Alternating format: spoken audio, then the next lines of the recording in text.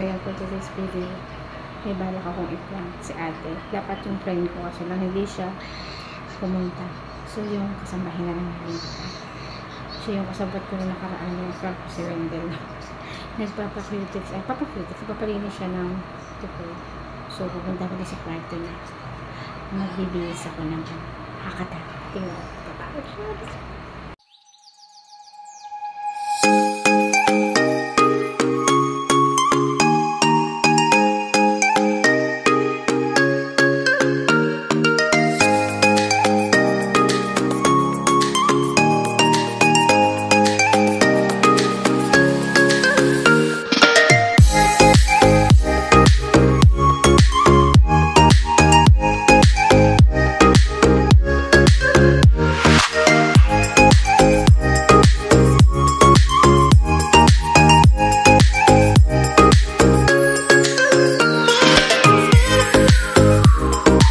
One eternity later. Ayan, tingnan natin si ate doon. Hinaan ko lang yung boses ko guys kasi malapit lang yung kwarto namin doon kung saan siya nagpapalinis ng kuko. Kasi dito lang yan. Diyan tindahan namin tapos doon siya nagpapalinis ng kuko. So tingnan natin kung matatapos na. And umalis sila Wendy niya may binibili sa labas. Pagkakita ka natin. Tingnan natin kung nasan si ate.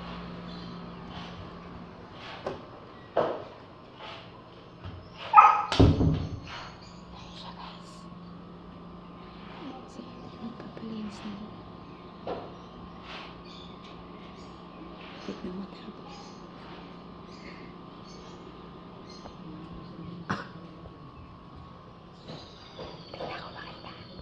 Muntik na ako makita ni ate sa misilip. Pero ayun si ate. Tingnan natin. Yung ng manok. Ayun siya guys. Ayun. Kita niyo ba? Ayun. Ayun. Magsiset tayo ng camera. Habang wala pa sila. Let's go. Ito na yung kwarto. Hindi ko alam saan ilalagay yung camera. Dali lang guys. Maghahanap ako ng place.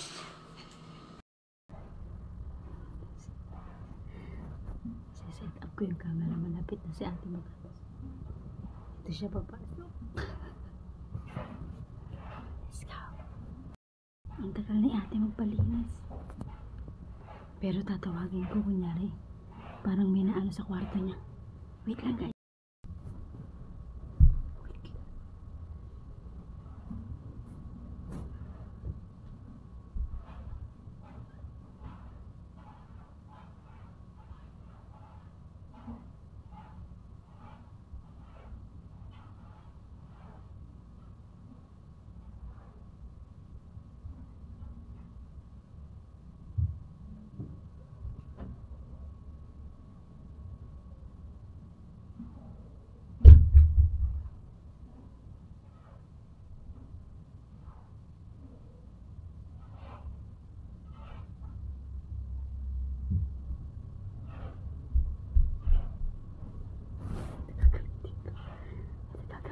Guys, lang.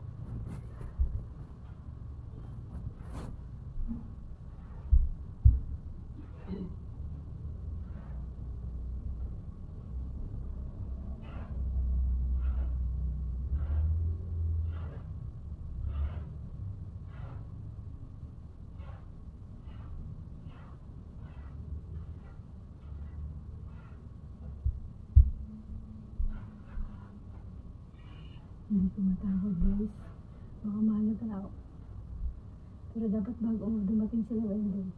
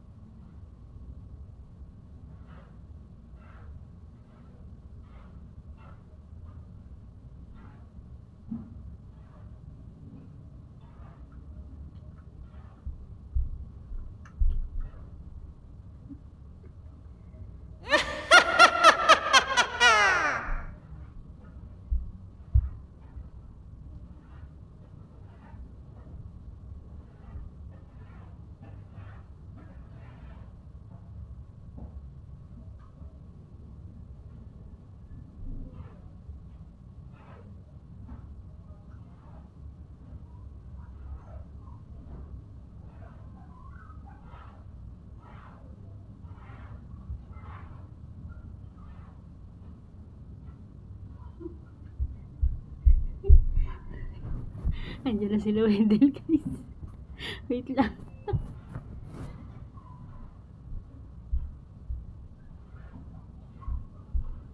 Kailangan ko lang po tsabahin si Sia.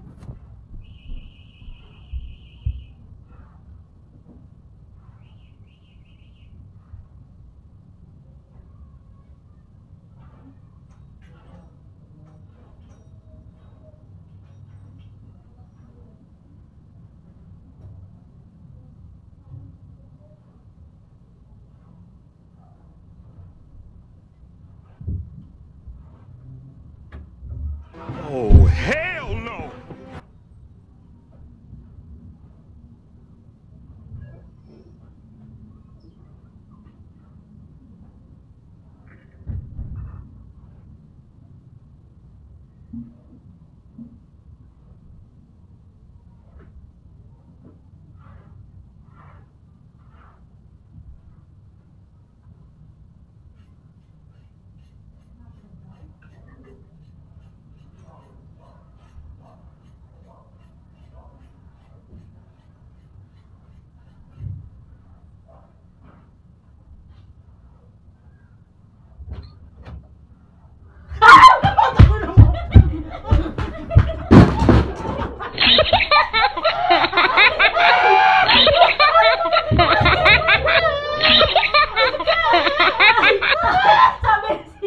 Sabi ko kay Sia, ang tagal mo kanina pa, hindi ko lumalabas na pag kay ate may natulog sa kwarto.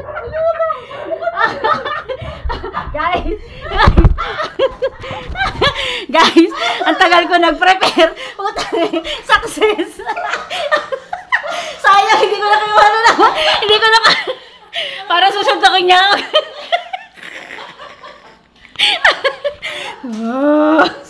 2,000 years later. Muntik na ako masuntok niya. Sayang. Ay, grabe. Hanggang ngayon, pawis pa rin ako. Ay, gagawin nyo lang yun, guys, sa yung walang sakit sa puso. Huwag nyo gagawin yun, guys, sa mga may sakit sa puso. Alamin nyo muna yung mga ipaprank nyo. Very good, Bunso. Nagkaroon ako ng kasama, nakita nyo. Ang tagal ko doon, pawis na talaga ako. So, hanggang dito na lang, guys. Mag-iisip ako ng ibang prank. So, thank you sa sabwat kay ate. Ang galing mo naman, Bunso. Ano sinabi mo kay ate? Ate, meron po natunog sa kwarto niya. Si Potpot po yung... Kala po niya, cellphone niya. Tapos? Parinig ko lang. Si Zia po yung kasabot ko kasi umalis sila kanina. So, hindi ko alam kung paano papasukin si ate kasi nagpapalinis kasi siya ng kuko. So, hindi ko alam yung gagawin ko kanina. Buti na lang dumating si Potpot. Si Potpot yung kasabot ko. Ano sabi ni ate kanina? Anong sabi ni ate? Sige na, dali. Hindi ko mahigaan yung ano mo eh. Aray ko. Anong sabi ni ate kanina nung tinawag mo? Ano sabi ni ate? Ano? May natunog? Sa kwarto ko? Ang galing naman ni Bunso kasabot. Dapat ikaw na lang pala lagi kasabot ko sa prank Bunso. Na baby girl. Ang tagal ko talaga dun, guys. Kala ko talaga kasi kung aantayin ko si ating matapos dun, matatagal lang talaga siya kasi nagpapalinis siya ng kuko. So, yun. Sabi ko nga kanina, pag magpa-prank kayo ng ganun, guys, yung walang sakit sa puso. Si ate naman wala naman sakit sa puso. So, ayan. Very good, Bunso.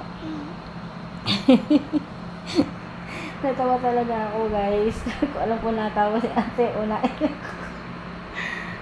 dito hindi mahirap kasi guys, isa lang yung camera ko. So, kaya hindi ko masyado na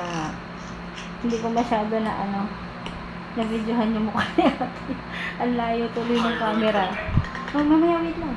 Ang layo tuloy ng camera, guys. So, hindi ko nakuha ang layo ng nung kuha niya. Ganyan talaga, guys, pagka boring talaga sa bahay. Makakaisip ko talaga. Pero nag-iisip pa nga ako.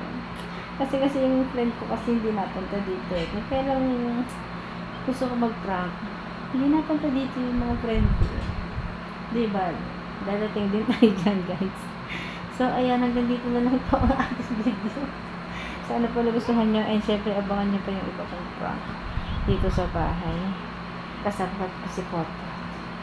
Kaya ako nagmamang kasi wala magawa. So, buti na lang wala siyang magawa. At saka buti na lang dumating sila agad. Kasi kung hindi, pawis na talaga ako sa loob, guys. Ang init doon. Tiniis ko talaga makapag-prank ako. So, yun guys. Bye-bye na. Hanggang dito na lang. Bye-bye! Abangan nyo na lang yung susunod kong prank at kung sino ang susunod kong ipaprank.